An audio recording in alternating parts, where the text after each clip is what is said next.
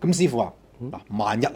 有人不慎搬入咗啲能量特別混亂，甚至係傳聞嘅兇宅咁樣嘅屋，應該點算呢？點樣先可以做一個判斷呢？嗱，所謂兇宅啊，喺我哋睇嚟呢，可以理解為一種負能量高度集中，兼且有活躍嘅一種干擾性嘅場所。佢曾經發生過一啲極其痛苦死亡嘅事件，或者呢喺長期積聚怨恨、病痛、苦惱等一啲密集嘅一啲陰性嘅能量。咁師傅啊，有冇啲我哋可以自行觀察得到嘅徵兆呢？嗱，可以留意幾個特徵嘅。如果多項持續出現嘅情況之下呢，咁呢樣嘢就要警惕啦。首先係體感同埋生理方面。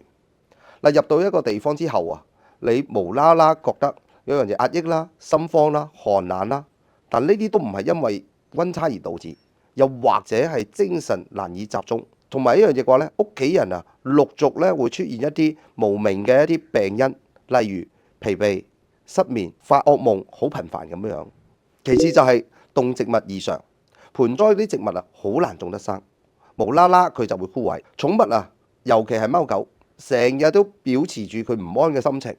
拒絕入一啲房，又或者咧佢會對住啲空位係咁吠，或者係低沉嘅聲音喺度呼咁樣。再者就係器物同埋環境方面啦，電子設備咧頻繁無故咁故障，鐘錶停咗或者錯亂，特定嘅地方，例如一啲角落頭啦、走廊啦，成日都覺得好陰森、好寒冷，又或者成日咧大白天嘅時候啊，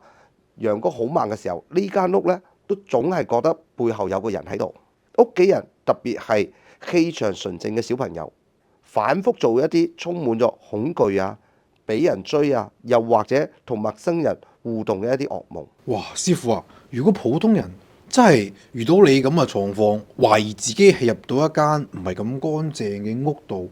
咁唔通除咗即刻搬走就冇其他辦法咩？